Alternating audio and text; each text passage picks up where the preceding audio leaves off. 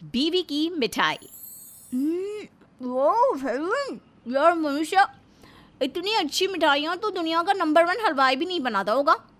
हाँ अमीषा, ये डायमंड के आकार वाली काजू कतली, ये बालूशाही और ये केसर से घिरा हुआ शाही टुकड़ा, वाह। एंड दिस लड्डूज यार, ये मोतीचूर के लड्डुओं को वर्ल्ड में पहली बार किसी ने इतना अच्छा बनाया है। I just love it guys. मेरी फेवरेट मिठाई तो ये बेसन की बर्फी और रसमलाई पेड़ा है। ये रसमलाई पेड़ा मैंने खुद की अपनी रेसिपी से बनाई है। वो दरअसल आज मंदिर में महापूजा है ना, इसलिए माँ जी ने मुझसे ये सारी मिठाइयाँ बनवाई हैं मंदिर में भोग के तौर पर चढ़ाने के लिए। ओह, पर एक बात कहूँ अमीशा, तुझे ना अपने इस मिठाई बनाने के पैशन को बिजनेस में कन्वर्ट कर देना चाहिए।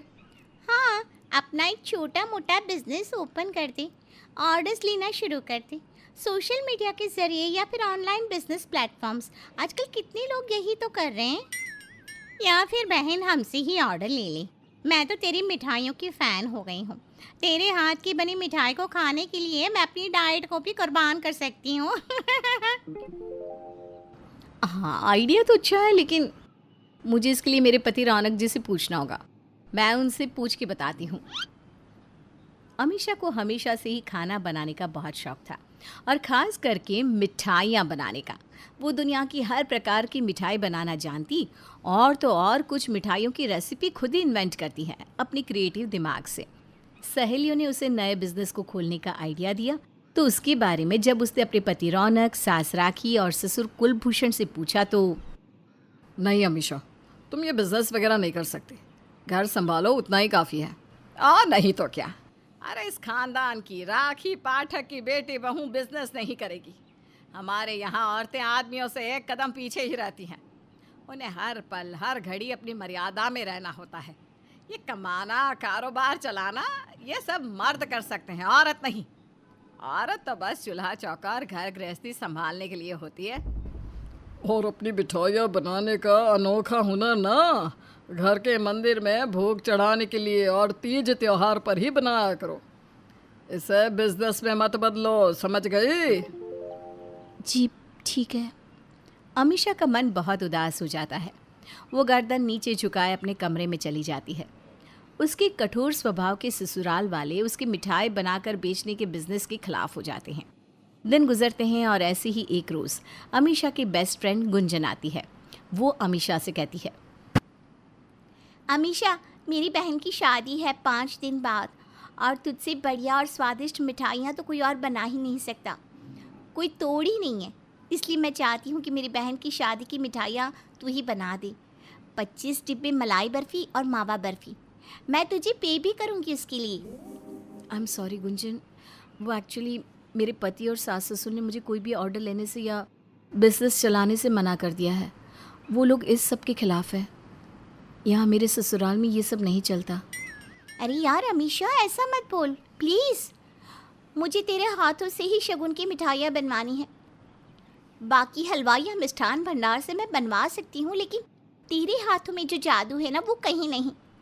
जो देसी घी और चीनी मुंह में जाते ही घुल जाते हैं ना, होए होए होए होए, मज़ा आ जाता है। प्लीज़ प्लीज़ प्लीज़ यार, एक बार बना दे, थोड़ी ना बार बार शादी होगी। गुंजन अमीषा को बहुत मनाने की कोशिश करती है, और फिर मिठाई बनाने की शौकीन कलाकार अमीषा अपने आप को रोक नहीं पाती, और वो गुंजन की बहन की शादी की मिठाइयाँ बनाने के लिए राज़ी हो जाती है। हाँ तो कर दी मैंने गुंजन को, लेकिन अब मैं मिठाइयाँ कैसे बनाऊँगी? वही करना होगा मुझे। शाम में माँ जी और पापा जी दोनों भी मंदिर में भजन कीर्तन सुनने जाते हैं, और तभी रौनक जी भी घर पर नहीं होते। वो ऑफिस से सीधा 8 बजे आते हैं। उसी वक्त मैं मिठाइयाँ बना लूँगी। फिर अगले दिन जब शाम के वक्त रौनक ऑफिस में होता है, राखी और कुलभूषण मंदिर गए होते हैं, तभी अमीषा घर के सारे दरवाजे और खिड़कियाँ बंद कर देती है, और सिर्फ एक छोटी सी खिड़की खुली रखती है ताकि हवा आ सके, और चुपके से वो फटाफट बर्फ़ी बनाना शुरू करती है। ऐसे ही धीरे धीरे एक के बाद एक कोई ना कोई उसे मिठाई बनवाने के लिए कहता, और उन्हें मना ना कर पाने पर अमीषा शाम में जब घर खाली होता है तभी मिठाई बनाती रहती, और इन छोटे छोटे ऑर्डर से थोड़े बहुत पैसे कमाने लग जाती है।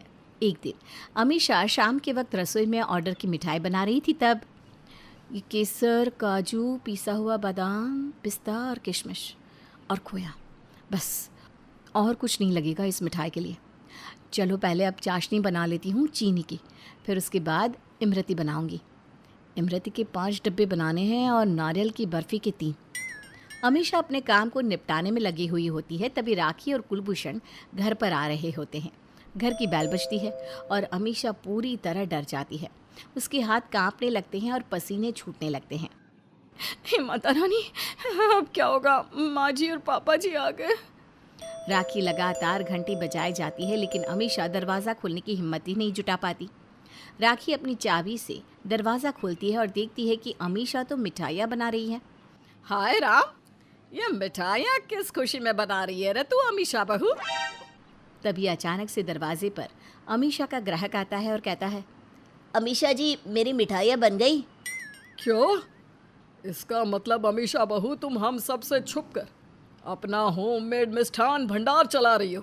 वाह! अमीशा के इस छोटे घरेलू कारोबार के बारे में घर पे पता चल जाता है और रात में रौनक आने पर वो अमीशा को खूब डांटता है। तुमसे मैंने और माँ पापा ने कहा था ना कि ऐसा कुछ मत करना। हमारे घर की बहुओं को और बीवियों को ये सब शोभा नहीं देता। तो क्यों मेरी और मेरे परिवार की इज्जत को मिट्टी में मिलाने के पीछे तुली हुई हो? हाँ, इसे अब लास्ट वार्निंग दे दे। आइंदा से अगर इसने मिठाई बेचने की कोशिश की तो इसे मैं सीधा इसके मायके भिजवा दूंगी।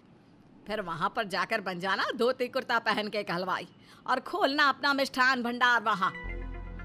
मिठाइयों को बनाकर बेचना सिर्फ एक आदमी कर सकता है, जिसे हलवाई कहते हैं, और उन्हें बनाकर सबको खिलाना और खुश रखना ये एक औरत का काम है। अंतर समझो। अमीशा मिठाइयों को बनाकर बेचना बंद कर देती है। अब वो चुप चुप रहने लगती है। दिन बीतते जाते हैं। रौनक का बिजनेस ठप होते जाता है।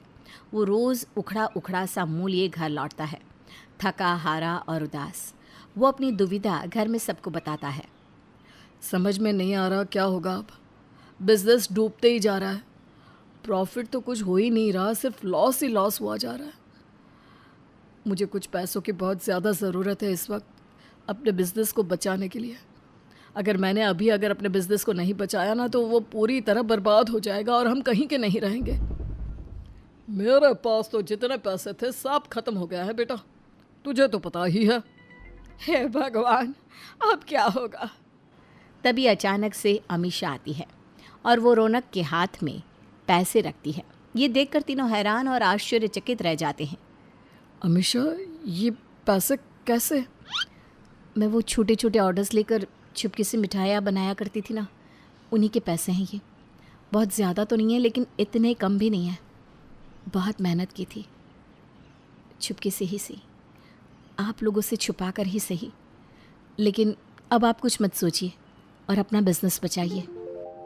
धन्यवाद बेटा, हम सब गलत थे जो तेरे कारोबार के खिलाफ थे। आज जब मुसीबत आई हम पर, तब जाना कि क्या औरत क्या मर्द। पैसे तो हर कोई कमा सकता है, पैसे कमाना हर किसी का हक है, फिर चाहे वो बहू हो या बेटी। हाँ राखी, एकदम सही बात कही। माफ़ कर दे अमीशा बहू, भूल हो गई हमसे। रौनक उन पैसों से अपना बिजनेस बचा लेता है और इसके बाद उसके बिजनेस की दुगनी तरक्की होती है। वो घर लौटता है और तभी अमीशा उसे मिठाई खिलाती है। कांग्रेचुलेशंस। बधाई हो बेटा।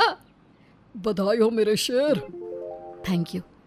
लेकिन ये सब मुमकिन हो पाया है, सब फिर से ठीक हो पाया है तो सिर्फ और सिर्फ मेरी बीवी की मिठाई के कारण। I am proud of you बीवी जी। अमीशा अपना मिठाई बिजनेस शुरू करती है और खूब तरक्की पाती है।